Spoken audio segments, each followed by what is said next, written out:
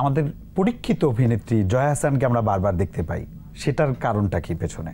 মূলত আমার 2টা চলচ্চিত্রে জয়া আহসানকে, টিভিতে আমি কাজ করেছি দুই তিনটা, ওখানে আমার পছন্দের, কারণ আমি মনে করি যে জয়া আহসান একজন ডাইরেক্টর আর্টিস্ট, মানে একটা পরিচালক যেরকম কমফোর্ট ফিল করে কাজ করতে, এবং তার পরিচালকের কথা মতো কাজটা মানে সেরকম অভিনয় করতে পারার ক্ষমতা তার আছে এবং নিষ্ঠা আছে।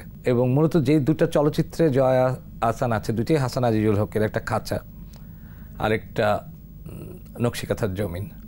এবং খাঁচাও একটা 47-এর প্রেক্ষাপটে, আর নকশিকাঁথার জমিন 71-এর প্রেক্ষাপটে। এখন খাঁচাতে তার একাধিক সন্তান এবং তার মধ্যে বড় ছেলেটা বেশ বড়।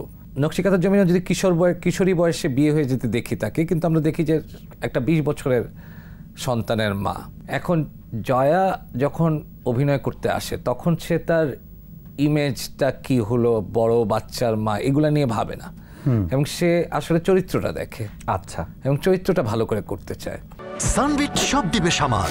সানবিট ম্যাজিক প্রেস, ডিশওয়াশিং এর মাথা ঘোরানো সলিউশন।